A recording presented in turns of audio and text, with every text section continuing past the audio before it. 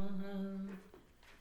गुरुर्ब्रह्मा गुरुर्विष्णुः गुरुर्देवो महेश्वरः गुरुरेव परं ब्रह्म तस्मै श्रीगुरवे नमः। मूकं करोति वाचालं पङ्गुं लङ्घयते गिरिं यत्कृपातमहं वन्दे परमानन्दमाधवम्।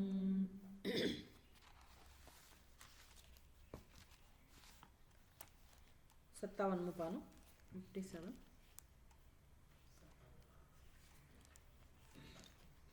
प्रह्लाद उवाच श्रवणं कीर्तनं विष्णोः स्मरणं पादसेवनम् अर्चनं वन्दनं दास्यम् सख्यमात्मनिवेदनम् इति पुंसार्पिता विष्णौ भक्तिश्चेन्नवलक्षणा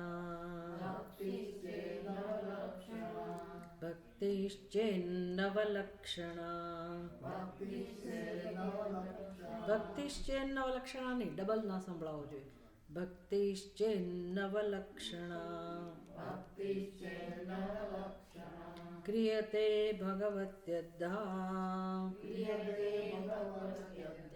તન્મન્યેધીતમુત્તમम्.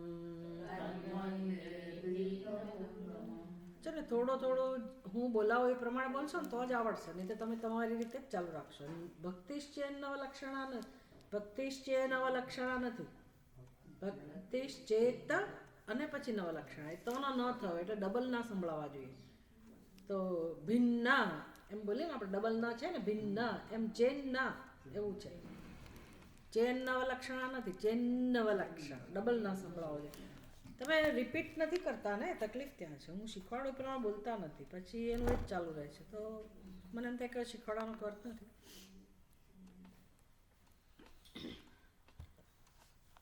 હવે નવદા ભક્તિમાં આપણે પાદ સેવનમ ભક્તિ જોઈ રહ્યા છીએ.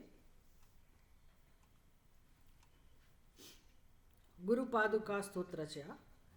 એનું શંકરાચાર્યજી હવે આખું સ્તોત્ર શંકરાચાર્યજી બનાવ્યું છે. પાદુકા સ્તોત્ર, ગુરુ પાદુકા સ્તોત્ર. ખરેખર આજે આપણે એ લવા જેવું હતું. ગુરુજીનું પુસ્તક છે ને આપણું,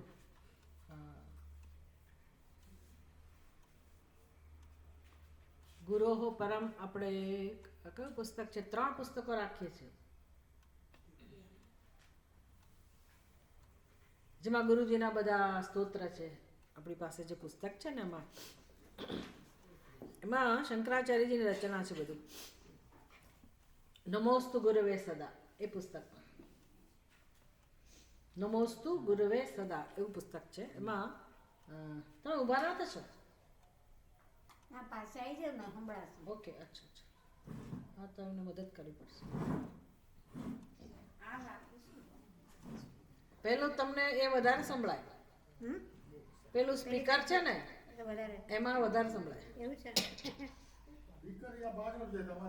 એને સ્પીકર એમના કાન પાસે કરી દો.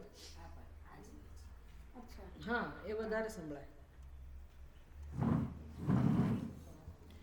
શંકરાચાર્યજી આખું સ્તોત્રની રચના કરેલી છે, પાદુકા સ્તોત્ર. એમાં ગુરુજીની પાદુકા અને નમસ્કાર છે. બહુ સુંદર વર્ણન છે એમાં. ગુરુજીની ભક્તિનું વર્ણન છે.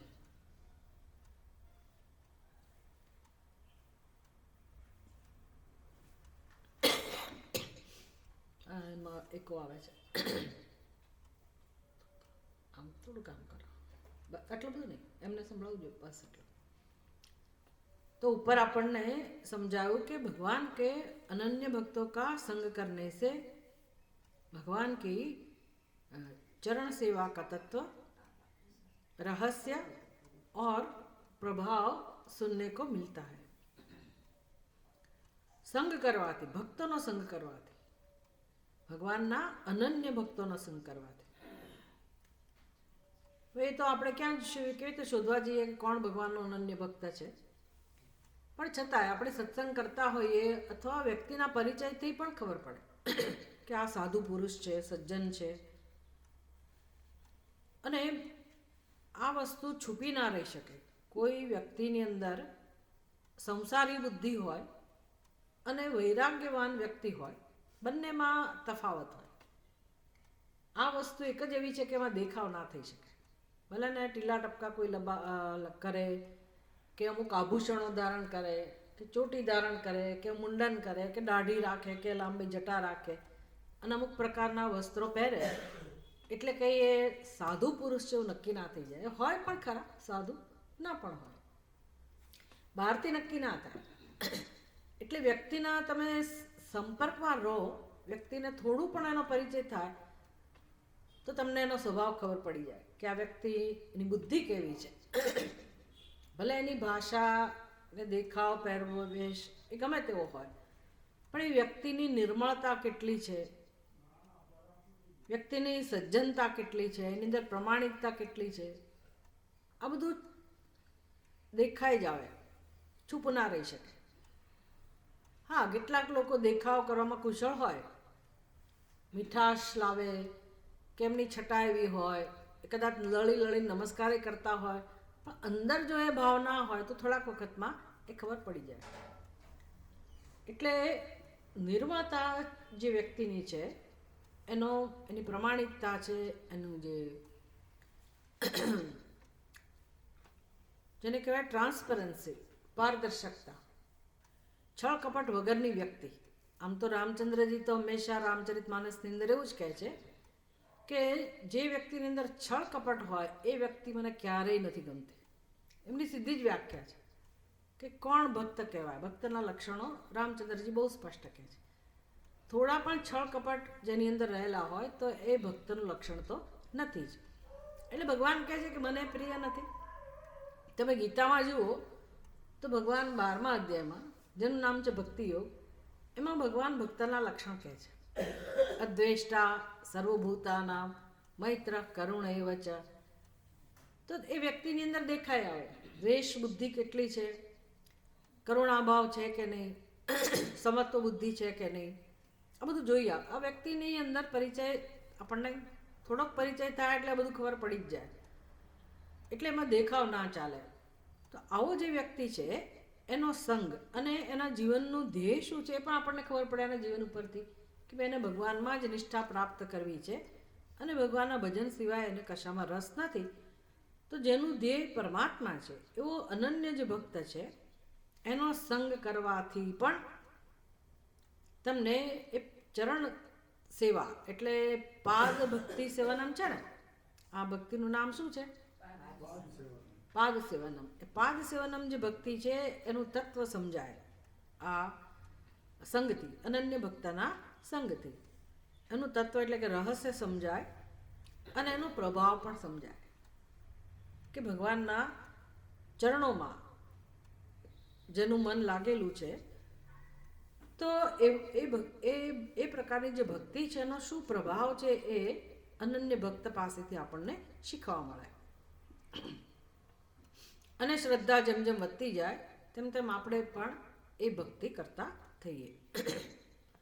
એટલે અહીંયા કહે છે ગ્રંથની અંદર, केवल इस पाद सेवन भक्ति से भी मनुष्य के संपूर्ण दुराचार, दुर्गुण और दुख सर्वथा नष्ट हो जाते हैं. આ બધી વસ્તુ એવી છે કે જો આટલું ખાલી વાંચીએ તો આપણને આપણા જીવનનો ઉકેલ મળી જાય કે મારે શું કરવાનું છે જીવનમાં. જો મારે દુઃખમાંથી મુક્ત થવું હોય તો સરસ અહીંયા ઉપાય બતાવે છે કે વ્યક્તિ દુઃખમાંથી મુક્ત થઈ જાય છે, એના બધા જ દુઃખ નાશ પામે છે, સર્વથા દુઃખમાંથી મુક્ત થાય છે, અથવા તો બધા પ્રકારના દુઃખ એના નાશ પામે છે. પણ ક્યારે, શેનાથી નાશ પામે છે? તો કે છે આ પાદ સેવન ભક્તિથી. ભગવાનના ચરણોમાં જે પ્રેમ છે એ પાદ સેવન ભક્તિનું જે રહસ્ય જાણી લઈએ તો જે વ્યક્તિ, જે મનુષ્ય આ પ્રકારની ભક્તિ જીવનમાં અપનાવે છે, શરૂઆત કરે છે, તે વ્યક્તિની અંદર ધીરે ધીરે પરિવર્તન આવે છે. હવે આપણને આ જમાનામાં તો ખરેખર જોવા જાઓ ને તો આ વસ્તુઓ બહુ જ ઉપયોગી છે. કારણ કે સતયુગ હોય તો જુદી વાત છે, વ્યક્તિ ધ્યાનમાં બેસી શકે, તત્વનું અનુસંધાન કરી શકે, જ્ઞાન પ્રાપ્ત કરી શકે. આ તો કળિયુગ છે. એટલે કળિયુગની અંદર તો ધર્મનું અનુષ્ઠાન અઘરું છે. યજ્ઞ યાગાદી પણ મુશ્કેલ છે. બધા ભલે કરતા હોય પણ એ તો એના નિયમોને બાજુએ રાખીને કરતા હોય. એના જે કડક નિયમો છે એનું પાલન પણ અત્યારે તો કળિયુગમાં અઘરું છે. ધ્યાનમાં કોણ બેસી શકે? આપણે આ સત્સંગ કરવા માટે આપણે થોડુંક શાંતિવાળું વાતાવરણ જોઈએ તો સત્સંગ થઈ શકે. એ મળતું ના હોય, એ મુશ્કેલ હોય તો ધ્યાનમાં બેસવા માટે તો બહારનું વાતાવરણ ના મળે અને આપણે પોતે પણ આંતરિક રીતે પણ તૈયાર ના હોઈએ. આ બધો કળિયુગનો પ્રભાવ છે. એટલે ધર્મનું પાલન અઘરું છે, ધ્યાન વગેરે વસ્તુ અઘરી છે, શ્રવણ મનન અઘરું છે. લોકોમાં કેમ વિશ્વાસ રાખવો, કોને અનુસરવું એ પણ અઘરું છે. તો પછી એક ઉપાય તો થઈ જ શકે કે વ્યક્તિ આ પ્રકારે પાદુકાનું સેવન કરવાથી, ભગવાનના ચરણોમાં ભક્તિભાવ રાખવાથી કે પછી પાદુકા ભગવાનની હોય એના સેવન માત્રથી મનુષ્ય ધીરે ધીરે પોતાની અંદર પરિવર્તન લાવી શકે છે. હવે દુઃખમાંથી તો બધાને મુક્ત થવું છે, બધા જીવજંતુને પણ મુક્ત થવું છે, પણ બિચારાને તો છૂટકો જ નથી. એમણે દુઃખ ભોગવ્યા સિવાય છૂટકો જ નથી. મનુષ્ય માટે એવું નથી કે તમારે દુઃખ ભોગવવું જ પડે. આપણે ભોગવી રહ્યા હોઈએ છૂટકો જ નથી એવું લાગતું હોય તો એનો અર્થ કે આપણે પૂરતો પ્રયાસ નથી કર્યો દુઃખમાંથી મુક્ત થવા. બાકી દુઃખ ભોગવવું જ પડે જો એવું હોય તો આ શાસ્ત્રની જરૂર જ નથી. તો પછી ભગવાને અવતાર ધારણ કરવાની જરૂર નથી. તો પછી ભક્તિનો મહિમા સમજવાની જરૂર નથી. એટલે આ બધા રસ્તા છે શું? શેના માટેના રસ્તા છે? શેના માટેનો ઉપાય છે? મોક્ષનો ઉપાય તો ખરો, પણ મોક્ષ એટલે શું? દુઃખમાંથી મુક્તિ. એટલે આ જે બધા સાધનો છે, નવદા ભક્તિ કહો, કર્મયોગ કહો કે પછી જ્ઞાન કહો, સત્સંગ કહો, એ બધા શેના ઉપાય છે? દુઃખમાંથી મુક્ત થવા માટેના. તો દુઃખ ભોગવવું જ પડતું હોય, છૂટકો જ ના હોય તો આ ઉપાયોની જરૂર નથી. તો શાસ્ત્રો ઉપદેશ ના આપે. એટલે સત્સંગથી આપણને જાણવા મળે કે દુઃખનું કારણ શું છે. જો આપણો જે આ સત્સંગ છે ને, વેદાંતનો સત્સંગ કે પછી આ નવદા ભક્તિ જે ભાગવતની અંદરથી પ્રાપ્ત થતી હોય કે રામાયણની અંદરથી પ્રાપ્ત થતી હોય, આ સત્સંગનું મહત્વ ક્યાં છે? તો કે આ સત્સંગમાં એવું નથી, કોઈ એવો ઉપદેશ નથી આપતું કે તમારે તમારા જન્મ પૂર્વના જે જન્મમાં જે કંઈ કર્મ કર્યા હોય એનું ફળ તમને મળી રહ્યું છે અને તમે ભોગવો. એ પ્રકારનો આ સત્સંગ નથી. એ તો બધા જાણે છે કે કર્મના ફળ ભોગવવાના હોય. એ તો વગર કહે જાણીએ જ છીએ, તો અમે શું કામ સત્સંગ કરીએ? સત્સંગમાં જો તમને આવીને એ જ સિક્કો મારવાનો હોય કે ભાઈ તમે દુઃખી છો કારણ કે પૂર્વમાં તમે એવા કર્મ કર્યા હશે માટે ભોગવો, જો આવું જ કહેવાનું હોય તો એ તો અમને ખબર જ છે ને, સત્સંગની ક્યાં જરૂર જ રહી. આ સત્સંગનું મહત્વ શું છે? તો કે આપણને કારણ બતાવે છે કે દુઃખનું કારણ ક્યાં છે. એક તો દુઃખ છે, પહેલાં તો સ્વીકાર કરતા શીખો કે જીવનમાં દુઃખ છે. આપણે સ્વીકાર જ ના કરીએ તો ના છે જ નહીં, મારે તો બધું બરાબર જ છે ને, મારા જીવનમાં કોઈ તકલીફ છે જ નહીં ને. તો આપણે ભલે કહેવાનું નથી લોકોને કે મારા જીવનમાં દુઃખ, પણ સમજવાનું તો ખરું જ ને કે ભાઈ જીવનમાં દુઃખ છે. દુઃખ છે એટલે ઘણીવાર તો એવું લાગે કે દુઃખ જ છે, પેલું સુખ તો જરા તરા જ છે, બાકી તો મોટે ભાગે પ્રશ્નો જ છે, દુઃખ જ છે. પણ જ્યારે આપણને એમ લાગે કે મારે હવે મારા મનુષ્ય જન્મનો ઉપયોગ કરવો છે, પ્રયત્ન કરવો છે મારી જાતે અને દુઃખમાંથી મુક્ત થવું છે, તો મને ભગવાન કઈ રીતે ઉપયોગી થાય છે, શાસ્ત્ર કઈ રીતે ઉપયોગી થાય છે, સત્સંગ કઈ રીતે ઉપયોગી થઈ શકે એમ છે. આવું જ્યારે મારો પોતાનો નિશ્ચય હોય, હું પોતે નક્કી કરું અને સમજવાનો પ્રયાસ કરું, તો ચલો દુઃખનો સ્વીકાર તો થયો. હવે દુઃખમાંથી કેમ બહાર અવાય એનો ઉપાય જો અહીંયા જાણવા મળતો હોય તો આપણે શું કામ એનું પાલન ના કરીએ?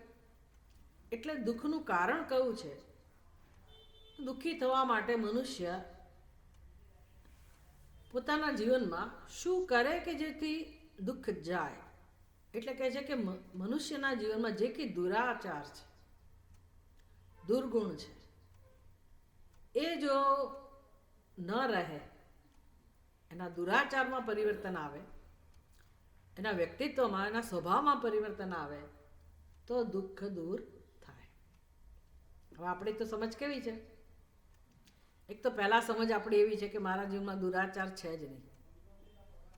બધાને કેવું લાગે અમે તો સારા ઘરના છીએ, સારા કુળના છીએ, સંસ્કારી છીએ, આવી આપણી સમજ હોય. એમાં કોઈ શંકા નથી, આપણે સારા ઘરના છીએ, સંસ્કારી છીએ, બરાબર છે. પણ છતાંય નિરીક્ષણ કરીએ તો સમજાશે કે ભાઈ તક મળે, સ્વાર્થ હોય ત્યારે આપણે બધા મૂલ્યોને બાજુએ મૂકીએ છીએ. માણસ કરે એવું બધું. દુર્ગુણ હોય એની અંદર, દુરાચાર હોય. હવે અહીંયા તો દુરાચાર અને દુર્ગુણ એટલે કંઈક જુદી વ્યક્તિઓની વાત છે કે જેના જીવનમાં સદાચાર છે જ નહીં, એવા વ્યક્તિને ધ્યાનમાં લઈને પણ કહે છે. આપણે આપણી વાત કરવાની, આપણે એવા તો દુરાચારી છીએ ને, તો કેમ દુઃખ છે જીવનમાં, એ તો સમજવું પડે ને. એટલે દુરાચારી માણસ હોય, ખોટું કર્મ કરનારો હોય, દુરાચારી એટલે અધર્મનું આચરણ કરનારો મનુષ્ય હોય, કે દુર્ગુણ જેની અંદર રહેલા હોય, એ મનુષ્ય દુઃખી હોય તો સમજી શકાય. આપણી અંદર એવા દુર્ગુણ પણ નથી, એવો દુરાચાર પણ નથી, ચાहे દુઃખ તો છે જ ને. એટલે કંઈક તો એવું હોવું જોઈએ. દુઃખનું જે કારણ છે એ કોઈક રીતે તો આપણી અંદર હોવું જોઈએ. એટલે આપણે જ્યારે આપણી વાત કરીએ તો દુઃખ, દુરાચાર અને દુર્ગુણમાં શું સમજવાનું?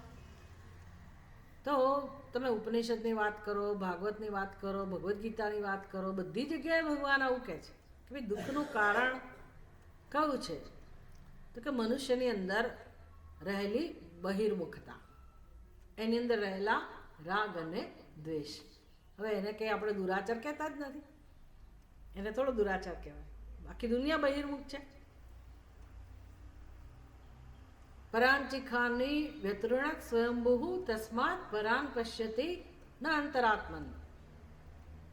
આ બધું જો તમે રોજ સત્સંગ કરીને અંદર ધારણ કરી રાખતા હોય ને તો તમને તરત સમજાય કે હું ક્યાંથી બોલું છું, કે હું સાંભળ્યું છે કે નથી સાંભળ્યું, તો યાદ આવે. શુક્રવારના સત્સંગમાં તમે જો ઓનલાઈન બેસતા હો, જેમ અત્યારે તમે ઓફલાઈન કહેવાઓ, અત્યારે આ લોકો ઓનલાઈન છે, એટલે શુક્રવારે પહેલું ગ્રુપ સામે હોય તો એ લોકો ઓફલાઈન છે, તમે કેવા હો? ઓનલાઈન. પણ તમે આમ દેખાય ખરા મને કંઈ છે, પણ હો રસોડામાં કે કંઈ બીજી જગ્યાએ કામ કરતા હો તો તમને ખબર ના હોય, એવું બને. પણ જો સાંભળતા હોય તો યાદ હોય કે આ વસ્તુ ક્યાંથી આવે છે. પરાંચિખાની વ્યતરટ સ્વયંભૂ તસ્માત પરાન પશ્યતિ ન અંતરાત્મન. આવું સાંભળ્યું કે? હા, એ તમે બરાબર છે, કઠ્ઠો ઉપનિષદ. શુક્રવારે હું માનું છું આ બધા બેસતા હોય છે, ખબર નથી ક્યાં એમને કેમ યાદ નથી. હમણાં જ ક્લાસમાં એ જ ચાલે છે, અત્યારે એ શ્લોક જ, એ જ મંત્ર ચાલી રહ્યો છે. ત્યાં શીખવાડે છે કે ભાઈ દુઃખનું કારણ કયું છે મનુષ્યના જીવનમાં. મેં કહું ને, અહીંયા તો દુરાચારી મનુષ્યની વાત છે, દુર્ગુણી મનુષ્યની વાત છે. એટલે આપણી અંદર એ સંભાવના છે, ભલે આપણે દુરાચારી ના હોઈએ, દુર્ગુણી ના હોઈએ, પણ સંભાવના છે કે સંજોગો આવે તો આપણે એવા બની જઈએ. વાર ના લાગે કે આ જે દુરાચારી દુર્ગુણી મનુષ્ય છે એક સમય એવા નહીં હોય, એ બની ગયા, કોઈ કારણસર બન્યા, કંઈક નિમિત્ત હશે બન્યા. પણ આપણે એવા નથી, છતાંય દુઃખી છીએ. તો ઉપનિષદ શીખવાડે છે કે દુઃખનું કારણ શું છે જીવનમાં. તો કે સુખનું જે સ્વરૂપ છે, સુખ જેનું સ્વરૂપ છે, એ આત્મા આપણું સ્વરૂપ હોવા છતાંય આપણે એની સામે જોતા નથી. એને કાંઈ બહિર્મુખતા. બહિર્મુખતા એટલે આપણે કોને સમર્પિત જીવન જીવીએ છીએ? આત્માને કે અનાત્માને? અનાત્માને. બસ એ કારણ છે દુઃખનું. જ્યાં સુધી આવી બુદ્ધિ છે ત્યાં સુધી દુઃખ જવાનું નથી. તો ઠીક છે, આ તો ભક્તિ ગ્રંથ ચાલે છે એટલે અહીંયા એ રીતે વાત કરે. ઉપનિષદમાં વ્યક્તિ જુદો છે, સીધું જ એ જ્ઞાન માટે તૈયાર છે એટલે એને એવું માર્ગદર્શન આપે. અહીંયા તો બધા જ લોકોને સામે રાખીને ચર્ચા થતી હોય કે દુર્ગુણી હોય, દુરાચારી હોય તો દુઃખી તો હોવાનો જ. એટલે કહે છે કે એને જો સુખની અપેક્ષા હોય, સુખ ઈચ્છતો હોય તો એને શું કરવું જોઈએ? તો કે પાદ ભક્તિ સેવન, પાદ સેવન જે ભક્તિ છે એનો આશ્રય લે. એવું કરવાથી ધીરે ધીરે મનુષ્યની અંદર જે કંઈ દુર્ગુણ છે, દુરાચાર છે એ નષ્ટ થાય છે. એટલે કે વ્યક્તિની અંદર પરિવર્તન આવે છે. જેમ તમે એક આશ્રય લીધો ને, આ આશ્રય કહેવાય.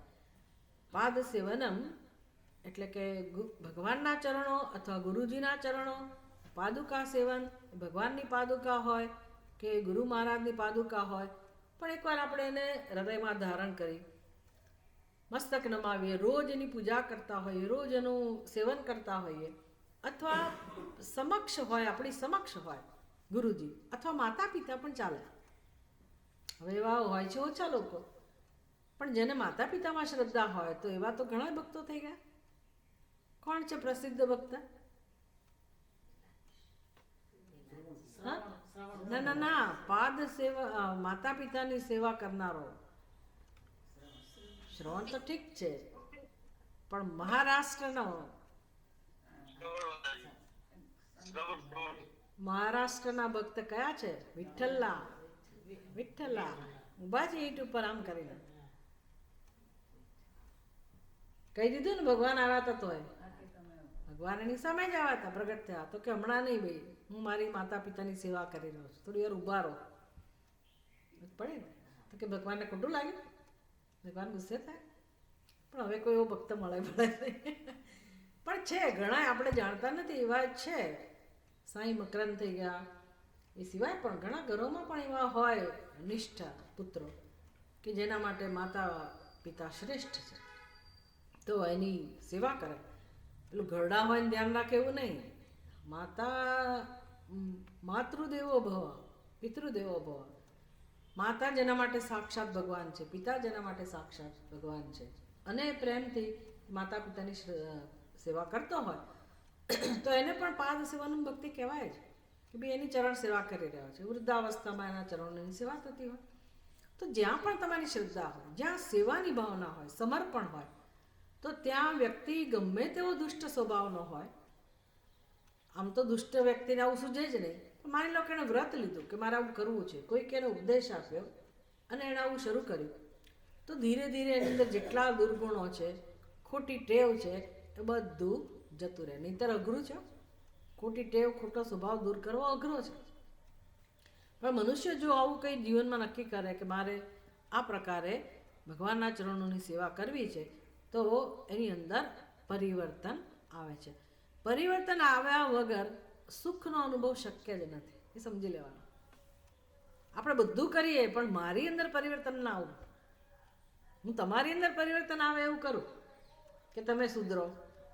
ઘરમાં બીજાને કહીએ કે તમે સુધરો, તમે સુધરો, તમારે સુધરવાની જરૂર છે. તો કોઈને એવું લાગે છે કે મારે સુધરવાની જરૂર છે? એવું ના લાગે. એ અભિમાન અડું આવે છે ને કે હું તો બરાબર જ છું. જ્યાં સુધી આવું છે ત્યાં સુધી દુઃખ જવાનું નથી. ભલે આપણે સુધરીએ કે ના સુધરીએ, પણ ત્યાં સુધી દુઃખ જવાનું નથી. તમે ગમે તેટલું કરો, ભગવાન સમક્ષ, આપણી સમક્ષ ભગવાન કેમ પ્રગટ ના થાય તો પણ દુઃખ જાય નહીં. ભગવાને પણ શું કરવું પડે? અર્જુનને દુઃખ દૂર થયા માટે ભગવાને શું કર્યું? ઉપદેશ આપ્યો.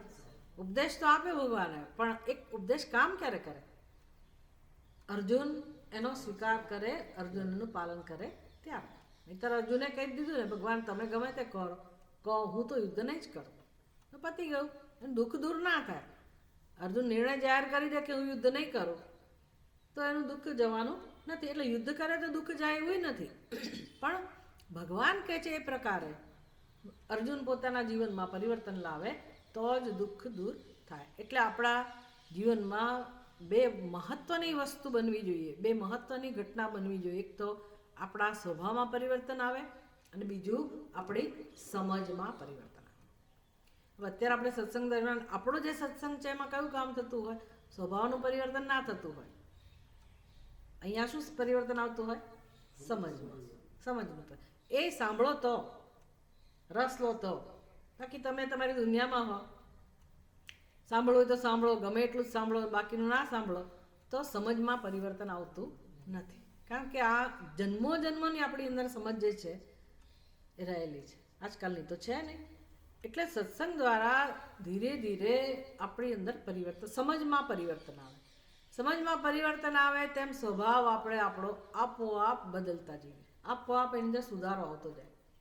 પછી આપણને ન ગમે, ખોટું કરવાનું ના ગમે, પણ એ સ્ટેપ જીવનમાં આવવું જોઈએ, એ ઘટના બનવી જોઈએ. લોકોના જીવનમાં દુઃખ કેમ નથી જતું? શ્રવણ છતાંય દુઃખ કેમ નથી જતું? કારણ કે પોતાનો સ્વભાવ લોકો સમજી અને એમાં પરિવર્તન લાવી શકતા નથી. સમજ આવી જાય ઘણી વાર, પણ એને એમ લાગતું જ નથી કે મારા સ્વભાવમાં પરિવર્તન લાવવું જોઈએ. અને સ્વભાવમાં પરિવર્તન તો જ આવે જો આપણે સેવા કરીએ તો. સેવાથી પરિવર્તન આવે. એટલે આ સેવા, પાદ સેવનમ. અને પછી ધીરે ધીરે ભગવાનમાં સહજ શ્રદ્ધા પ્રગટ થાય. અને મહત્વની વસ્તુ છે, ભગવાન માટે પ્રેમ જન્મે. તો પછી આત્યંતિકી શાંતિ, નૈષ્ઠિકી શાંતિ જેને કહે છે, એ મુશ્કેલ ના બને. એટલે શંકરાચાર્યજી કહે છે કે ભગવાનની જે ચરણ કમળ રૂપી નૌકા છે, એ ચરણ કમળને જ નૌકા કહે છે. શંકરાચાર્યજી ભગવાનના ચરણ કમળને જ નૌકા કહે છે. ગુરુને પણ, ગુરુ પાદુકાને પણ નૌકા કહેવાય. અને એ નૌકામાં તમે બેસો. નૌકાનું કામ શું છે? નૌકાનું કામ શું છે? આ પારથી પહેલે પાર લઈ જવું, તરાવી દેવું. તો બસ તમે સેવા જીવનમાં શરૂ કરી, ચરણ કમળની સેવા શરૂ કરી, તો નૌકામાં તમે બેઠા. બસ નૌકામાં બેઠા, નૌકા આપોઆપ તમને પાર કરાવે. તો જુઓ શંકરાચાર્યજીના શબ્દો આપણે જોઈએ. અપાર સંસાર સમુદ્ર મધ્યે सम्मज्जतो मे शरणं किमस्ति गुरो कृपालो कृपया वदैतत्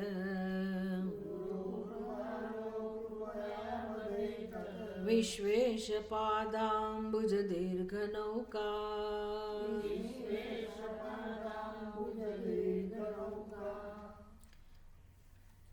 શિષ્ય પૂછે છે ગુરુજીને, અપાર સંસાર સમુદ્ર મધ્યે,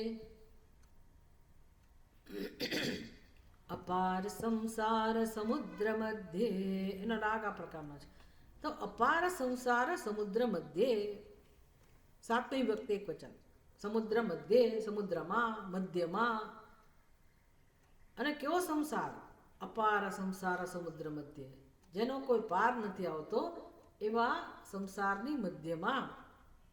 સંમજ્જતો મે, સંમજ્જતો, મજ્જત વર્તમાન કૃદંત છે. મજ્જત એટલે ડૂબકી મારી રહેલો. સંમજ્જત એટલે સારી રીતે ડૂબેલો. ગંગા કિનારે તમે ડૂબકી આપણે સામેથી મારવા જઈએ, કારણ કે ત્યાં ખબર છે કેટલું, એક ડૂબકી મારવાની, બે ડૂબકી મારવાની, અને તરત બહાર. ધારો કે બહુ પાણી ઊંડું હોય તો આપણે જઈએ જ નહીં, બેઠા બેઠા ડૂબકી મારાય તો પતાવી દઈએ. બહુ ઊંડું પાણી હોય તો આપણે પહેલાં ચોકસાઈ કરી લઈએ કે ભાઈ મારો સહારો રહેશે કે નહીં બહાર આવવાનો, પછી ડૂબકી મારી. કોઈ એવું ગાંઠપણ કરે નહીં. જ્યારે આ તો કઈ જગ્યાએ છે? સંસારની મધ્યમાં, અરે સમુદ્રની મધ્યમાં. સમુદ્ર મધ્ય, બરાબર સમુદ્રની મધ્યમાં છે. અને જેનો કોઈ આરો દેખાતો જ નથી. આરો કેવું આરો? જ્યાં જણાતો જ નથી. માણસની ખરેખર સ્થિતિ આવી છે. એ તો ભગવાનનું સર્જન એટલું સરસ છે ને કે આપણને ક્યાંકથી આશરો મળી રહે છે. ચાલો ભૂખ લાગી તો જમવાનું મળી ગયું, ઠંડી લાગી તો કંઈક ગરમ કપડાં મળી ગયા, રહેવાનું કંઈક ઘર મળી ગયું, કોઈક વાતચીત કરનારું મળી ગયું, માંદા પડ્યા તો દવા મળી ગઈ. કારણ બધા સહારા મળી જાય છે એટલે આપણું ગાડું ચાલે છે. બાકી કંઈ આપણે જીવન જીવતા નથી. બધી રીતે ભયભીત છીએ. શું થશે, શું થશે, શું થશે? એમાં એકલો માણસ તો બહુ જ ભયભીત હોય કે શું હાલત થશે મારી.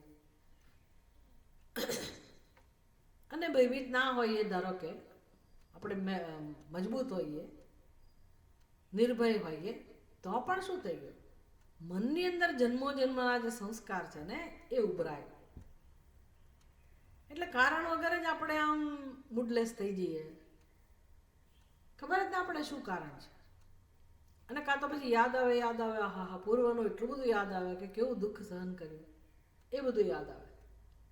અને કાં તો ભવિષ્યની ચિંતા હોય, પોતાને કંઈ તકલીફ ના હોય, પોતાના પુત્ર એની તકલીફ હોય. એટલે કે ને શેઠજીને શેની ચિંતા હતી ભાઈ, આટલા બધા કરોડો રૂપિયા હતા, તો એનો જે હિસાબ કિતાબ કરનારો હોય ને એને પૂછ્યું, શેઠજી કેમ તમે આવા દુબળા છો, શું ચિંતા છે તમને? તમારી 13 પેઢી તો એમ કે તરી જાય એવું છે, એટલું બધું ધન છે તમારી પાસે, હવે તમને શેની ચિંતા છે? તો શું કહે છે, 14મી પેઢીનું શું પડે, મારી 14મી પેઢીનું શું? એટલે હવે પોતાને બધે બધું ખાધે પીધે જીવન પૂરું થવા આવ્યું, પણ મારા દીકરાનું શું, એના દીકરાનું શું? આ માણસને ચિંતા હોય. ચિંતાના તો કોઈ પાર વગરના કારણો હોય. એટલે માણસ બિચારો આમાં ડૂબેલો છે અને પોતાનું કશું ચાલતું નથી. એટલે કહે છે કે સમજ્જતો મેં, તમે એકલા ડૂબી જાઓ ને તોય વાંધો નથી. તકલીફ ક્યાં છે? ડૂબકા ખાઈએ, ડૂબકા ખાવા એટલે શું, પાછા ઉપર આવે છે. ડૂબી ગયા તો ડૂબી ગયા, ચલો ભાઈ, એવું નથી. દુઃખ તો દુઃખ સ્વીકારી લીધું, એવું નથી. વળી પાછું આમ કંઈક લાલચ આવે કે શું સારું બને એટલે આપણે આમ જીવનમાં ઉપર પાછા હરખાઈએ, કંઈક જીવવા જેવું છે. માણસ સ્વસ્થ થયા હોઈએ ત્યાં પાછું કંઈક આવે. આનું નામ ડૂબકા ખાવા. એટલે સારી રીતે વિચારો, જીવાત્મા આ સંસાર સમુદ્રમાં ડૂબકા ખાઈ રહ્યો છે. તો આ તો શિષ્યની વાત છે. શિષ્ય કહે છે કે હે ગુરુદેવ, મારી સ્થિતિ આવી છે. ગુરો કૃપાલો, ગુરો અને કૃપાલો એ શબ્દ શું છે? સંબોધન એને કહેવાય, 8મી વિભક્તિ. હે રામ કહે ને, હે સીતે, તો એને કહે સંબોધન. હે ગુરો, ગુરુ શબ્દ છે, પણ ગુરો એટલે હે ગુરો, હે ગુરુજી. હે કૃપાલો, હે કૃપાળુ ગુરુજી, હે કૃપાળુ ગુરુદેવ, કૃપયા એ તત્વદ, કૃપા કરીને મને આટલું કહો. હે ગુરુજી, કૃપા કરીને મને આટલું કહો. સમજ્જતો મેં શરણમ કિમસ્તિ, મારી સ્થિતિ આવી છે, હું દુઃખમાં ડૂબેલો છું. તો આવા સંસાર સમુદ્રના મધ્યમાં સારી રીતે ડૂબકા ખાઈ રહેલા એવા મારા માટે કિમ શરણમ અસ્તિ, શું શરણ છે, બહાર આવવાનો શું ઉપાય છે? હે ગુરુદેવ, તો મને કહો. સમજાયું આટલું? પહેલી પંક્તિમાં શું પ્રાર્થના છે? શિષ્ય ગુરુદેવને પૂછે છે કે સંસાર સમુદ્રમાં ડૂબી રહેલા એવા દુઃખી મને મારા માટે કયું શરણ છે, કયો ઉપાય છે, મને કહો. તો એ શિષ્યની વાત છે કે આપણી વાત છે? સમજવાનું ભાઈ, આપણે એ વાત છીએ. અને ગુરુજી ઉત્તર આપે છે, વિશ્વેશ પાદાંબુજ દીર્ઘ નૌકા. આ ઉત્તર છે ગુરુજીનો. કયું શરણ છે? વિશ્વેશ પાદાંબુજ દીર્ઘ નૌકા. નૌકા એટલે નાવ.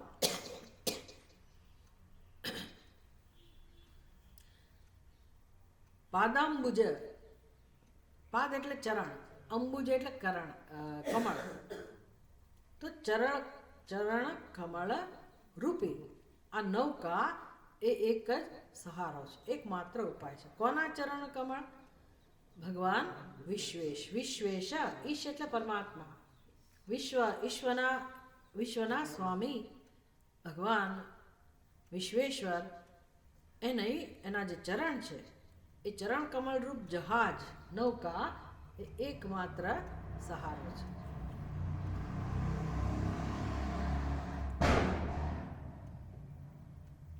જો આ બધું એની અંદર સ્મરણ ભક્તિ પણ આવી ગઈ કે ના આવી ગઈ?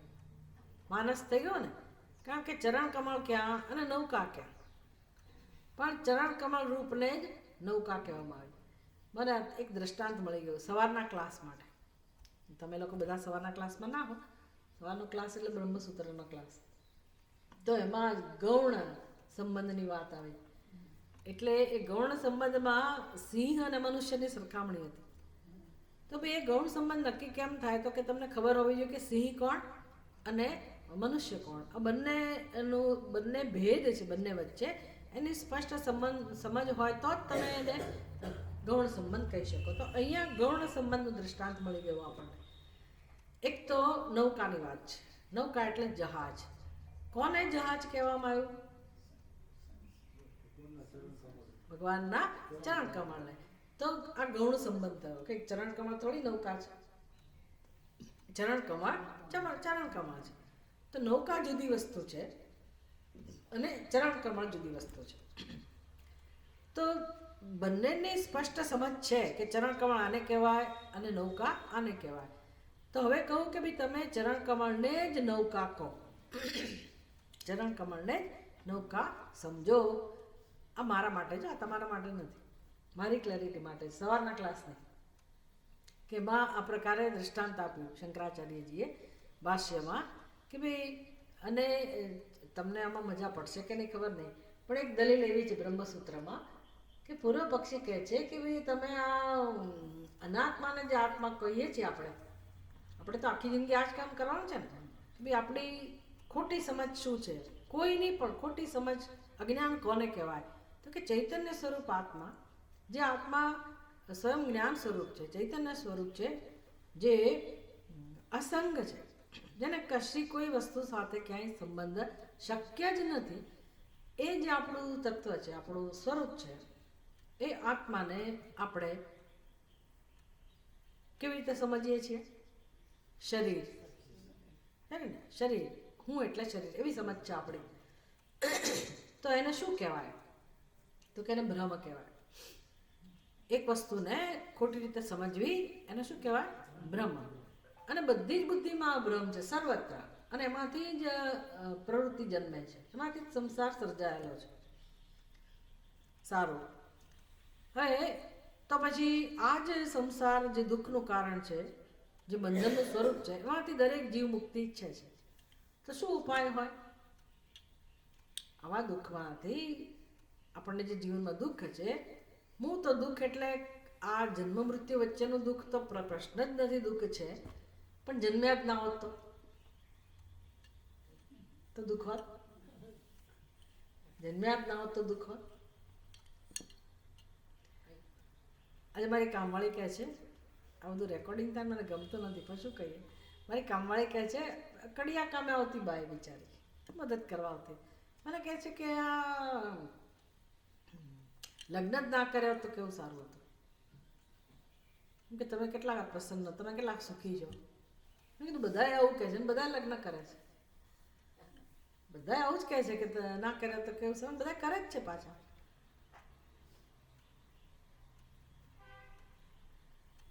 શું કામ આવું કહેતી હશે? જીવનમાં મજા નથી, એવું માની લે છે કે લગ્ન નથી કર્યા એટલે બીજા લગ્ન ન કરો એટલે સુખી, એવું માને છે. મેં કીધું ભાઈ બધા કરે જ છે, આખી દુનિયાને કરવાય જોઈએ, એ આખી વસ્તુ જુદી છે, પણ હવે એ તો કંઈ એને તો કંઈ બીજો રસ ના હોય, એને એવું લાગે કે આ બોજારૂપ છે અમારું જીવન. લગભગ લોકોને એવું જ લાગે કે આ બોજો છે બધું, શું કરવું. એટલે કહેવાનું તાત્પર્ય એ છે કે બધાને દુઃખમાંથી તો મુક્ત થવું જ છે, પણ લગ્ન કર્યા શું ક્યારે? જન્મ્યા ત્યારે ને. જન્મ્યા જ ના હોત તો આ બધો પ્રશ્ન થાય? જન્મવું તમારા હાથમાં છે નથી. જન્મ્યા એટલે મરવાનું પણ નક્કી. એટલે કોઈને જન્મવાથી આનંદ તો નથી જ. સારું, કોઈકને આનંદ હોય તો મરવું તો પડશે જ ને પાછું, તો એ તો નહીં જ ગમે ને, મરવું તો નથી જ ગમતું. એકવાર જન્મ્યા મરી ગયા તોય વાંધો નહોતો. આ તો કેવી છે આપણી સ્થિતિ? પુનરપી જનનમ પુનરપી, છૂટકો જ નથી, જન્મવું જ પડશે પાછું. મરવાનો છૂટકો નથી, એમ જન્મવાનો છૂટકો નથી, જન્મવું જ પડશે. એટલે શું તૈયાર છો એના માટે? તૈયાર છો? ફરી જન્મવા માટે તૈયાર છો? તમે તો માની લીધું છે કે ફરી જન્મવું જ પડશે, તો સત્સંગની જરૂર નથી ભાઈ. ફરી જન્મવું પડશે તો જો તમારી સમજ આવી હોય ને સત્સંગ કર્યા પછી પણ કે ફરી જન્મવું પડશે, તો સત્સંગની જરૂર નથી. સત્સંગ શાના માટે છે? જન્મ મૃત્યુમાંથી છૂટવા માટે. સત્સંગ એવું શીખવાડે છે કે ફરી જન્મવું પડશે? એવું શીખવાડે છે?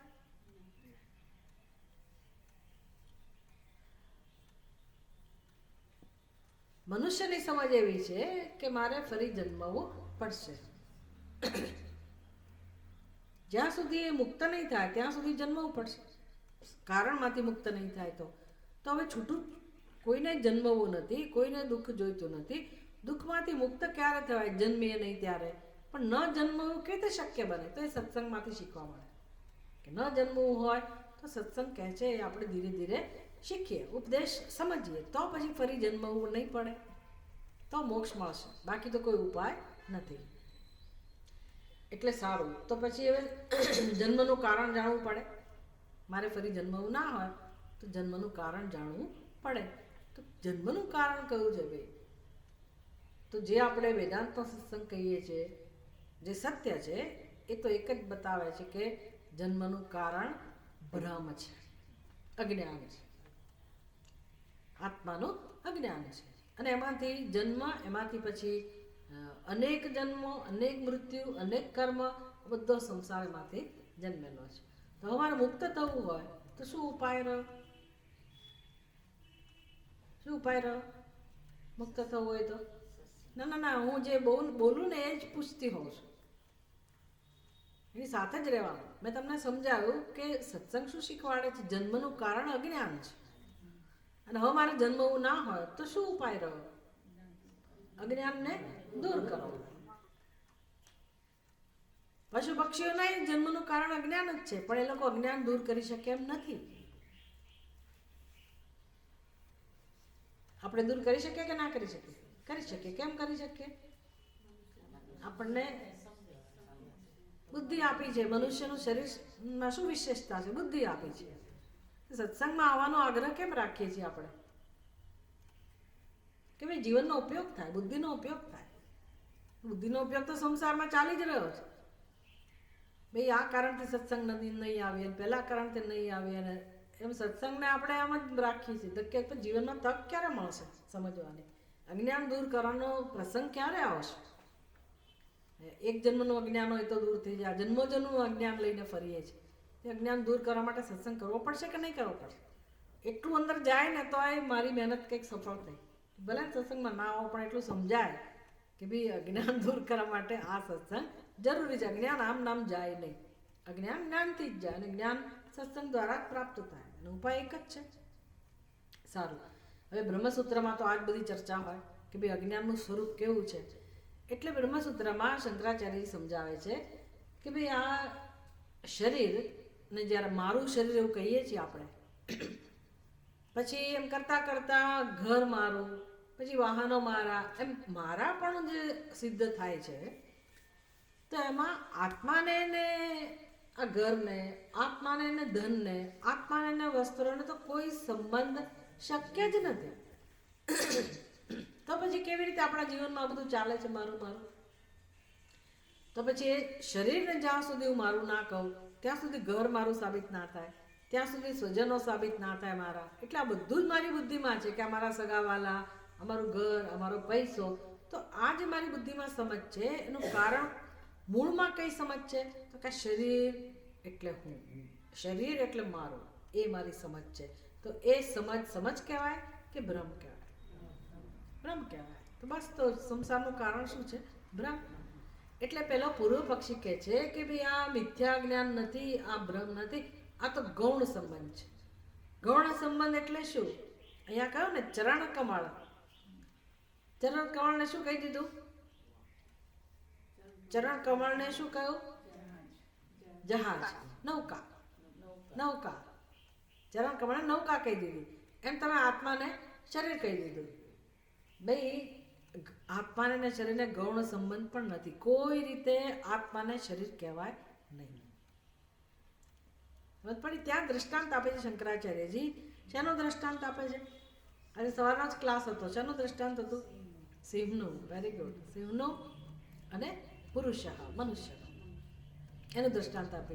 હું બીજું દ્રષ્ટાંત શોધતી હતી કે જેથી લોકોને વધારે સારી રીતે આપણે સમજાવી શકીએ. તો બીજું દ્રષ્ટાંત મળ્યું. ચરણ કમળ અને નૌકા એ બે વચ્ચે ગૌણ સંબંધ થયો. ગૌણ સંબંધ એટલે ભાઈ તમે સરખાવી શકો, પેલા સિંહને મનુષ્ય સાથે સરખાવી શકો. ક્યારે? તમને મનુષ્ય કોણ છે એ ખબર હોવી જોઈએ, સિંહ એટલે કોણ એ પણ ખબર હોવી જોઈએ.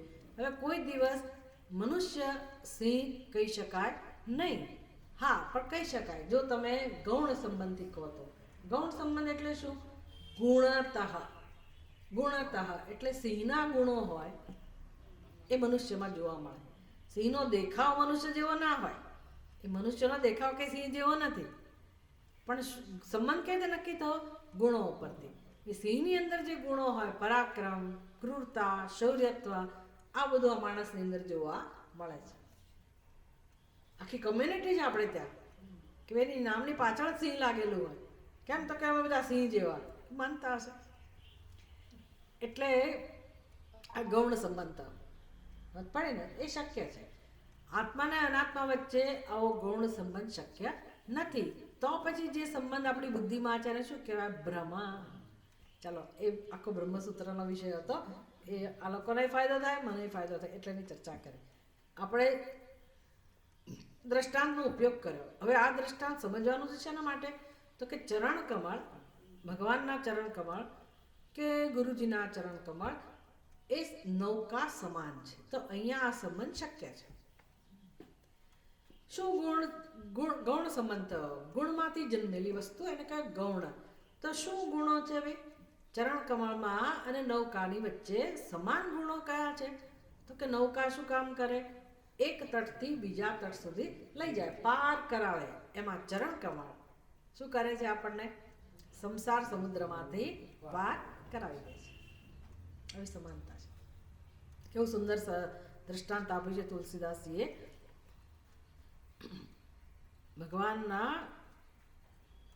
भगवान के चरणोदक का पान करने से और उसे मस्तक पर धारण करने से भी कल्याण होता है. એટલે ચરણ કમળમાં એટલી બધી શ્રદ્ધા હોય અને આપણે જેને ચરણોદક કહીએ છીએ, ચરણામૃત પણ કહીએ છીએ. પૂજા કર્યા પછી આપણે ચરણામૃત લઈએ. ભગવાનનું ચરણ કમળની પૂજા કર્યા પછી કે ગુરુજીના ચરણ કમળની પૂજા કર્યા પછી જે પાન કરીએ છીએ, એ પાન કરવા માટે પણ એક સરસ શ્લોક છે. તમે ગુરુસૂત્રમાં જ બોલો છો.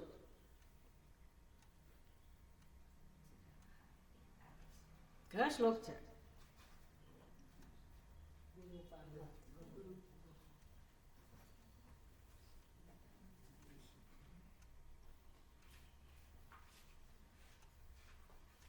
ભવ સિંધુ શોષણમ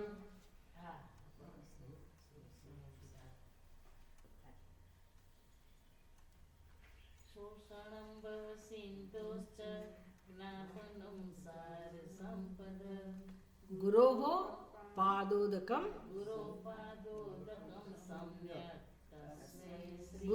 પાદોદકમ સમ્યક.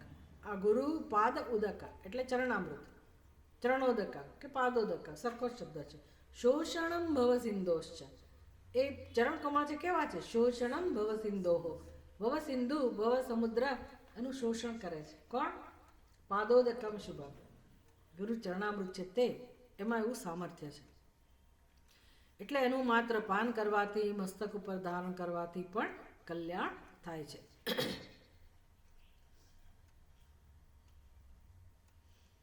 કેવટ રામચરિત માનસની અંદર કેવટ જે ભગવાનના ચરણ ધોવે છે. પગ મને ધોવા દેવ રઘુરાય, પગ મને ધોવા દેવ. આગળની પંક્તિ શું છે?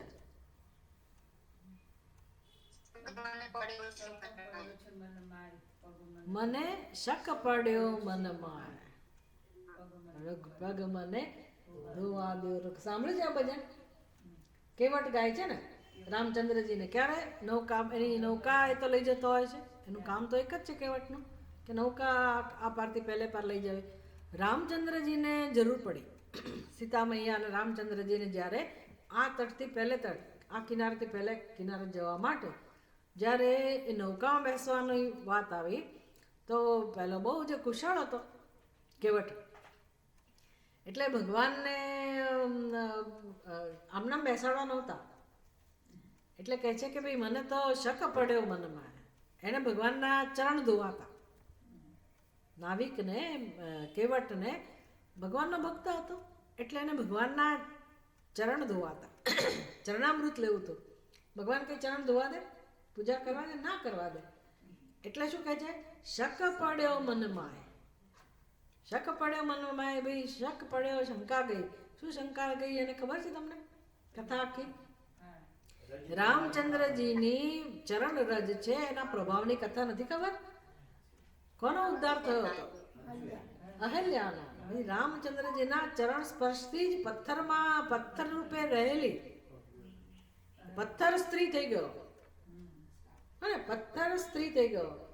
શ્રાપથી બિચારી પથ્થર બની ગઈ હતી, પણ એ તો પથ્થર જ હતી. પણ ઉદ્ધાર કોણે કર્યો? રામચંદ્રજી. રામચંદ્રજીના ચરણ સ્પર્શ માત્રથી જ એ પથ્થરની અહલ્યા બની ગઈ. એટલે શક પડ્યો. કેવટ શું કહે છે? મને શંકા જાય છે કે તમારા ચરણ રજનો પ્રભાવ આવો છે, જો મારી નૌકા ઉપર તમારા ચરણ પડે તો મારી નૌકા શું બની જાય? સ્ત્રી બની જાય. હું ક્યાં જવું? મારું ગુજરાન કેતે ચાલે? અને એક સ્ત્રી તો છે પાછી, એટલે બીજી સ્ત્રી લાવીને મારે કરવાનું શું? અને મારી નૌકાનું શું? આ બધું થવાનું હોય? ના થવાનું હોય, પણ ભક્તની કુશળતા ક્યાં છે? પડે ને. સીધું મને પગ ધોવા દે તો કે રામચંદ્રજી ધોવા ના દે, પૂજા ના કરવા દે. એટલે આવો તર્ક, આવી દલીલ કરીને કહે છે કે ભગવાન મને તમારા પહેલા ચરણ ધોઈ લેવા દો, જેથી મારી નૌકા જ રહે. નહીંતર જો ચરણ સીધા સ્પર્શ કરશે તો નૌકાની સ્ત્રી બની જશે. એટલે આટલો સરસ મહિમા છે ભગવાનના ચરણ પાદુકાજીનો. એટલે એણે શું કર્યું? ભગવાનના ચરણ ધોયા અને પછી એ ચરણામૃત પીને પછી નૌકાની પહેરે પાલ રામચંદ્રજીને લઈ ગયો. એ તુલસીદાસજી એ મહિમા કહે છે. પદ પખારી જલુપાન કરી આપ સહિત પરિવાર, જલુપાન કરી આપ સહિત પરિવાર, ભીતર પાર કરી પ્રભુ હિ પુની મુદિત ગયો લઈ પાર, મુદિત ગયો લઈ પાર. આમાં દીર્ઘ તમે રસોનો દીર્ઘ કરો તો ગયું, આમાં છંદ ના બેસાય તો કેમ કરો છો? તો કેમ દીર્ઘ બોલો છો? પિતર એવું બોલાય તો દીર્ઘ થઈ ગયો. પિતર પાર કરી કરો ને, પિતર એવું શરૂ કરો એટલે પતી ગયો. પી રસ્વ છે. પિતર પાર કરી પ્રભુ હિ પુની મુદિત ગયો લઈ પાર. પદ પખારી જલુપાન કરી આપ સહિત પરિવાર, પિતર પારુ કરી પ્રભુ હિ પુની મુદિત ગયું લઈ પાર. તો તુલસીદાસજી કહે છે કે ભાઈ નિત્ય નિરંતર પ્રભુના ચરણોનું દર્શન અને સેવન કરવું, જેથી ક્ષણ ક્ષણમાં ક્ષણે ક્ષણે આનંદની અનુભૂતિ થાય. इसका એનો આદર્શ કોણ છે? તો કે સીતાજી.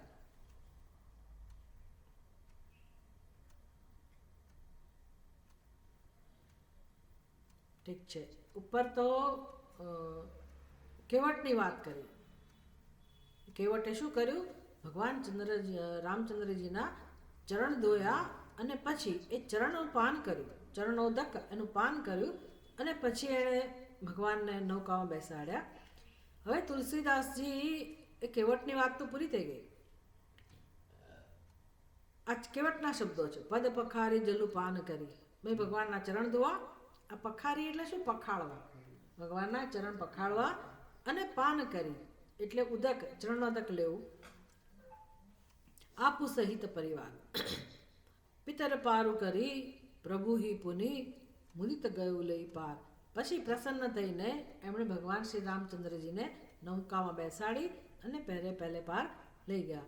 હવે કહે છે કે સીતાજી પણ એનું દ્રષ્ટાંત છે. સીતાજીને પણ ભગવાનના ચરણમાં રસ હોય, ચરણ કમળમાં, એ પણ એની સેવા કરતા હોય. એટલે એ જ્યારે વનમાં જવાનો સમય આવ્યો ત્યારે સીતાજી શું કહે છે? छिनु छिनु प्रभु पद कमल बिलोकी रही हूँ मुदित दिवस जिमिको की छिनु छिनु प्रभु पद कमल बिलोकी रही हूँ मुदित दिवस जमिको की मोहि पग चलतन होई हारी छिनु छिनु चरण सरोज निहारी छिनु छिनु चरण सरोज निहारी पाय पखारी बैठी तरु चाही करियो बाऊ मुदित मन माही बैठी तरु चाही करियो बाऊ मुदित मन माही सममहि तृण तरु पल्लव डासी पाय पलोटी सब निसिदासी पाय पलोटी सब निसिदासी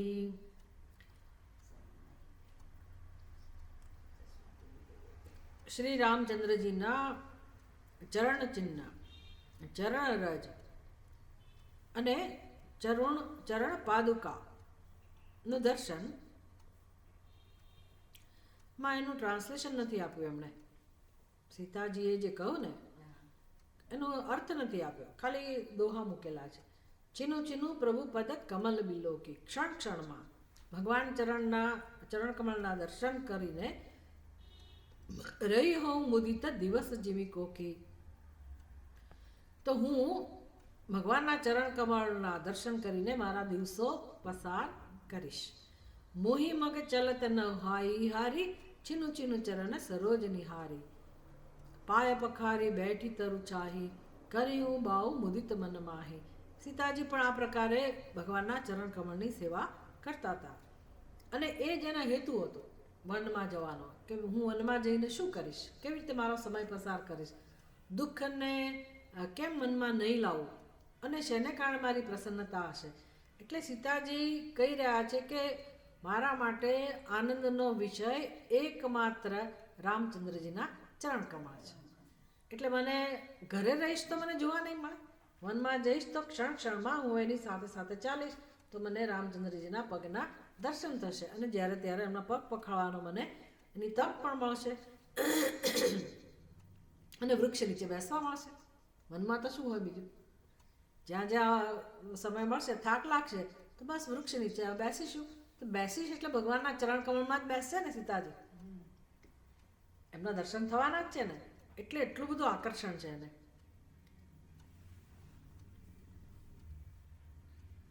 હવે ભરતજીની વાત છે કે એમણે પણ શું કર્યું તો કે ભગવાનના ચરણ ચિહ્ન ચરણરજ અને ચરણ પાદુકા એનું દર્શન એના સેવનથી ભરતજીએ 14 વર્ષ પસાર કર્યા.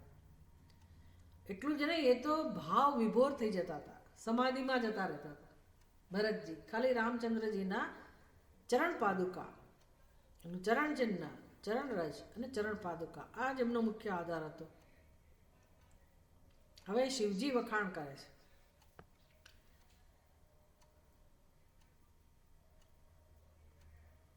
સતત્ર વજ્રાંકુશવારી જાંચિત ધ્વજાદિ ચિહ્નાની પદાની સર્વતઃ. આપણે એનો રાગ જોવો પડશે. આપણે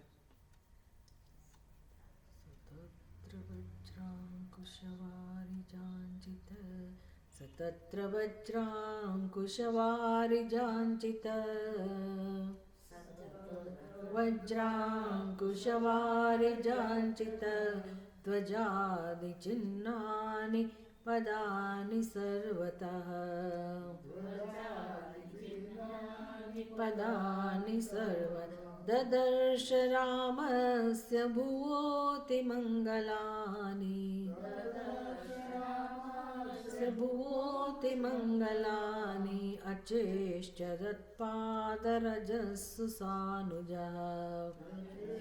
તત્પાદરજસ્સુ સાનુજઃ અહો સુધન્યો અહમમુનિ રામ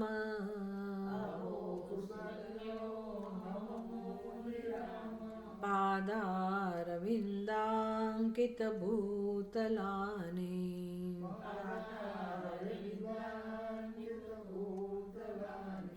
पश्यामि यत्पादरजो विमुग्रम् दरजो विमृग्यं ब्रह्मादिदेवैः श्रुतिभिश्च नित्यम्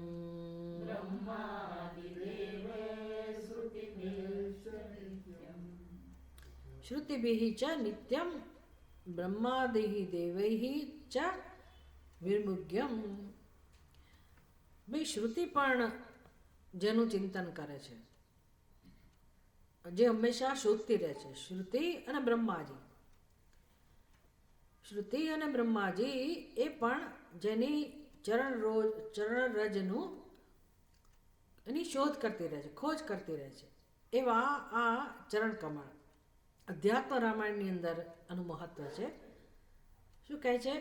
સતત્ર વજ્રાંકુશ વારિજાંકિત ધ્વજાદિ ચિહ્નાની પદાની સર્વતઃ. ભગવાનના ચરણ કમળમાં કેટલા ચિહ્નો છે. વજ્ર, અંકુશ, વારિજ. વારિજ એટલે શું? અંબુજ એટલે શું? પંકજ એટલે શું? પંકજ એટલે કમળ. પછી આ તો તમારે યાદ રાખવાનું, હું તમને ખાલી શબ્દો આપું છું, સમાનાર્થી શબ્દો. અંબુજ એટલે શું? અંબુ એટલે પાણી, પાણીમાંથી જન્મે કમળ. પંકજ, કાદવમાંથી જન્મે કમળ. એવી રીતે વારી એટલે પણ પાણી, તો વારી જ પાણીમાંથી જન્મેલું એ પણ શું હોય? કમળ.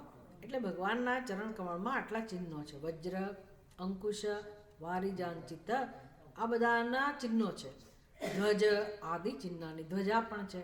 બધા શુભ મંગળ ચિહ્નો ભગવાનના ચરણ કમળમાં સર્વતઃ, બંને ચરણ કમળમાં છે. ઉપરથી નીચે તમે જે વૈષ્ણવ લોકો જે છે ને, એમના ભગવાનના પણ ચરણ ચિહ્ન હોય, એમાં પણ આ બધા ચિહ્નો હોય. કૃષ્ણ ભગવાનના ચરણ કમળમાં એમાં પણ આ બધું એ લોકો રાખે પાદુકામાં ભગવાનના ચિહ્નો. રીતે રામચંદ્રજીનું પણ આ પ્રકારનું છે. દદર્શ રામસ્ય ભુવઃ અતિમંગલાની અશ્રેષ્ઠયત પાદરજસ્સુ સાનુજઃ. પૃથ્વી માટે અતિમંગલમય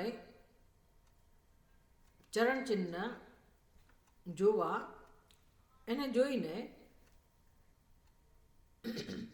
આ ભરતજીની વાત કરે છે કે જ્યારે શત્રુઘ્નની સાથે એ ભરતજીનું મિલન થયું અને એમને બતાવ્યું કે જો અહીંથી રામચંદ્રજી ગયા તો રામચંદ્રજીના ચરણો અંકિત થયા હશે માટી ઉપર, અને રામચંદ્રજીના જે ચરણોમાં ચિહ્ન છે એ બધાની છાપ ત્યાં હતી. એટલે જેવું ભરતજી આ બધું જોયું પૃથ્વી ઉપર, सब और श्री रामचंद्र के वज्र, अंकुश, कमल और ध्वजा आदि के चिन्हों से सुशोभित तथा पृथ्वी के लिए अति मंगलमय चरण चिन्ह देखे. આટલું કહ્યું હોય ને, એમાં તો રામાયણ હોય કે ભાગવત હોય, આ પંડિત લોકો, ભક્ત લોકો એટલો બધો વિસ્તાર કરે એનો કે ભગવાનના અવતારનું પ્રયોજન એ શ્રી કૃષ્ણના રૂપમાં હોય કે રામચંદ્રજીના રૂપમાં હોય, ભગવાનનું અવતારનું પ્રયોજન એક જ હોય. પરિત્રાણાય સાધુનામ, સાધુઓને દુઃખમાંથી મુક્ત કરવા. હવે સાધુઓનું દુઃખ કેવું હોય? સાધુઓ તો ભગવાનને સમર્પિત છે, એમને કોઈ દુઃખ હોતું જ નથી. તો પછી તમે શું એમને દુઃખમાંથી મુક્ત કરવાના? તો ભાઈ જે ભક્ત લોકો હોય, સાધુઓ એટલે ભક્ત લોકો, એને પૂછો કે એની શું ઈચ્છા હોય, તો કે એમને માત્ર પ્રભુના દર્શન કરવા હોય. ભક્ત એને જ કહેવાય. એને કોઈ દુઃખની ફરિયાદ ના હોય, પણ વિરહ ચાલે. મીરાબાઈ હોય તો એને કૃષ્ણ ભગવાનના દર્શન કરવા હોય. પછી શ્રીદેવી અને ભૂદેવી ભગવાનના પત્ની છે. શ્રીદેવી એટલે લક્ષ્મીજી, ભૂદેવી એટલે પૃથ્વી. તો શ્રીદેવી, લક્ષ્મીજી તો ભગવાનની સાથે જ હોય છે, ચરણ કમળની સેવા જ કરતા હોય. તો ભૂદેવીને હંમેશા એક આશા રહેતી હશે ને, ઈચ્છા રહેતી હશે ને કે મને ભગવાનના ક્યારે ચરણના દર્શન થાય, ક્યારે એના ચરણ સ્પર્શ થાય, આવી આશા હોય ને. તો ભગવાન જ્યારે અવતાર ધારણ કરે ત્યારે પૃથ્વી ઉપર જ્યારે પગ મૂકે ને તો ભૂદેવીને આનંદ થાય. ભગવાનના ચરણ કમળ માટે અતિમંગલ, એટલે કહું કે ભૂમિ માટે, પૃથ્વી માટે જે અતિમંગલમય છે એવા જ ચરણ ચિહ્ન છે. એ જોઈને उन्हें देखकर भाई शत्रुघ्न के साथ वे उस चरण रज में लौटने लगे. तो भरत जी ની તો દશા જ બદલાઈ ગઈ. એ તો ભાવ વિભોર થઈ ગયા. રામચંદ્રજી તો મળ્યા નહીં, એ તો જતા રહેતા વનમાં. અને ભરતજી જ્યારે પાછળથી આવ્યા પોતાના મોસાળથી અને બધી આ બધી ખબર પડી તો પાછળ ગયા અને શત્રુઘ્નજીએ કીધું હશે કે ભાઈ જો અહીંથી રામચંદ્રજી પસાર થયા, આ રસ્તે ગયા. તો રામચંદ્રજી તો ના મળ્યા, પણ એમના જે પદચિહ્ન મળ્યા એમાં બધી વસ્તુઓ જોઈ અને રામચંદ્રજી ત્યાં ને ત્યાં આળોટવા માંડ્યા. જેમ તમે ગિરિરાજ પરિક્રમા કરવા જાઓ, જે વૈષ્ણવ ભક્તો જતા હોય ને તો ત્યાં તો એ રમણ રેત કહે છે એને. રમણ રેત એટલે જ્યાં કૃષ્ણ ભગવાન આળોટ્યા હતા એક જમાનામાં, મોટા થયા હતા, ત્યાં જઈને આ ભક્તો હજી પણ આળોટે, એટલો બધો પ્રેમ છે. કેમ તો કે આ તો ચરણ રજ છે ભગવાનની, રમણ રેત કહે છે એને. તો આ ભરતજી પણ એ આળોટવા લાગ્યા એ ચરણભૂમિમાં, ચરણરજમાં, અને મનમાં જ કહેવા લાગ્યા કે આહા હું મોટો ભાગ્યશાળી. વિચાર કરો, ભગવાન તો મળ્યા નથી પણ આ ભગવાનની જે ચરણની ધૂળ મળી એનાથી જ કહે છે કે અહો મેં પરમ ધન્ય હું, જો આજ ભગવાન श्री राम जी के उन चरणारविंदों के चिन्हों से विभूषित भूमि को देख रहा हूँ. क्या दर्शन! એટલે આવું તો કોને, આવો ભાવ કોને જન્મે? વિચાર કરો, આવો ભાવ કોને જન્મે? જે રાત દિવસ ભગવાનના ચરણોનું ધ્યાન કરતા હોય, ભગવાન માટે પ્રેમ હોય તો કંઈ નહીં, ભગવાનના દર્શન ના થયા તો કંઈ નહીં, પણ ભગવાનના ચરણ કમળના તો દર્શન થયા. આવી એમની સ્થિતિ છે. એટલે કહે છે કે આ માત્ર ભરતજીને જ આનંદિત કરનારા ચરણો નથી, પણ जिनकी चरण रज को ब्रह्मादि देवता और श्रुतियाँ भी सदा खोदती रहती है. એટલે શ્રુતિને પણ અંદરથી ઈચ્છા હોય. શ્રુતિ પણ ખરેખર તો શ્રુતિને શું કહે છે? એ ભગવાનની ઉપાસિકા જ છે. શ્રુતિ માતા છે ને, એ પણ દેવી સ્વરૂપ છે. એ પણ ભગવાનની જાણે કે ઉપાસના કરી રહી છે. શ્રુતિનું તો કામ જ એક જ છે ને. જેમ શ્રીમના સ્તોત્રની અંદર કહે છે ને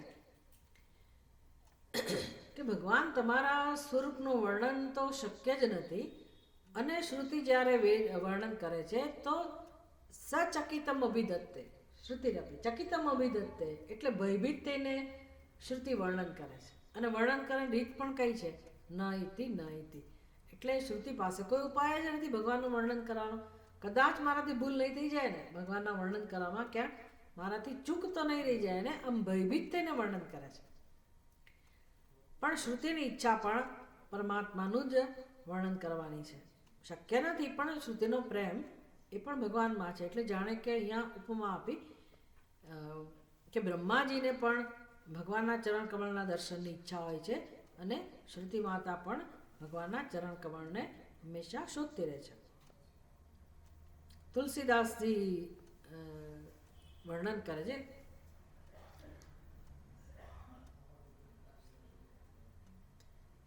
रज सिर धरिहि नयन नीलावहि रघुबर मिलन सरिस सुख पावहि.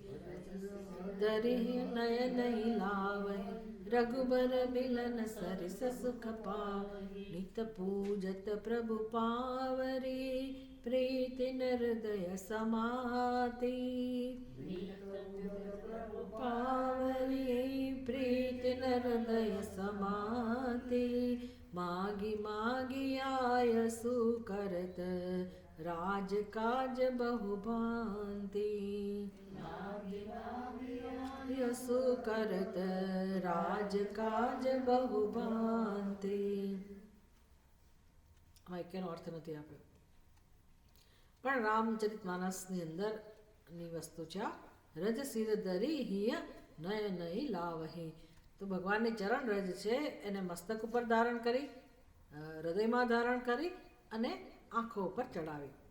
રઘુબર મિલન સરિસ સુખ પાવે. જાણે કે રઘુબરનું મિલન થયું, રામચંદ્રજીનું મિલન થયું હોય એ જ પ્રકારે આનંદનો અનુભવ કર્યો. નિત પૂજત પ્રભુ પાવરી પ્રીતિને હૃદય સમાધિ. માગી માગી આયસુ કરત રાજ કાજ બહુ ભાંતિ. આ ભરતજીનું જ વર્ણન છે, આપણે જોઈ શકીએ. કારણ કે આયસુ કરત રાજ કાજ બહુ ભાંતિ. એણે રાજ ચલાવ્યું ને ભરતજીએ, મુશ્કેલ હતું છતાં એ રાજ્ય ચલાવ્યું. શેના આધારે ચલાવ્યું? આ રાજ ચલાવવા માટે આશ્રય કયો હતો? ચરણ પાદુકા. ભગવાનની ચરણ પાદુકા. નહીંતર મુશ્કેલ થાત ભરતજી માટે. એટલે કે નિજ પૂજ હતા, એમણે એક જ નિયમ બનાવ્યો, રોજ પૂજા કરવી. નિત પૂજત પ્રભુ પાવરી, રોજ ભગવાનની પાદુકાનું પૂજન કરવું. અને આમ કરતાં કરતાં એના હૃદયમાં કોઈ આનંદ નહોતો સમાતો. માગી માગી આયસુ કરત રાજકાજ બહુ ભાંતિ. બસ પોતાનું જીવન આયુષ્ય એણે એમાં જ સમર્પિત કર્યું. તમને ખબર છે, આપણે એક બહુ મોટા મધ્યપ્રદેશના ભક્ત થઈ ગયા, અહિલ્યાબાઈ.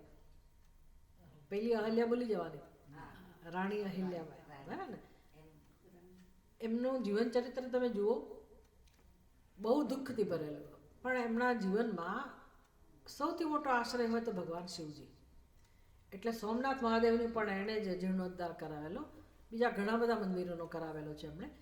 પણ એમનું એવું કહેવાતું કે એ રાજકાજ ચલાવતા હતા, કારણ કે એમના ઉપર બોજો આવી ગયો. એમણે જ્યારે આ બધું કરવું પડતું હતું, સસરા જતા રહ્યા, પતિ જતો રહ્યો, દીકરો જતો રહ્યો, પછી એણે રાજ્ય ચલાવવાનું હતું. તો એ કંઈ પણ વહીવટ કરે એ બધામાં શિવજીનું નામ લખે, સહી કરતી વખતે ભગવાન શિવજીનું. એટલે વહીવટ કરવા માટેનો આશ્રય કોણ હતા? તો કે ભગવાન શિવજી. પોતાનું ક્યાંય નામ નિશાન નહીં, એટલો બધો ભગવાનમાં પ્રેમ આ ભક્તો છે. અહીંયા આ બીજી अहिल्या आई पाची. अहिल्या भगवान के चरण रज को पाकर कृतार्थ हो जाती है और कहती है, अहो कृतार्थास्मि, अहो कृतार्थास्मि जगन निवासते,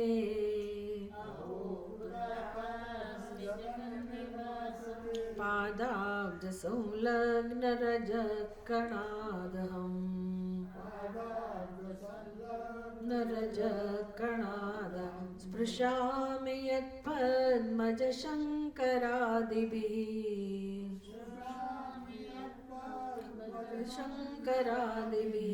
विमृग्यते रन्दितमानसे सदा.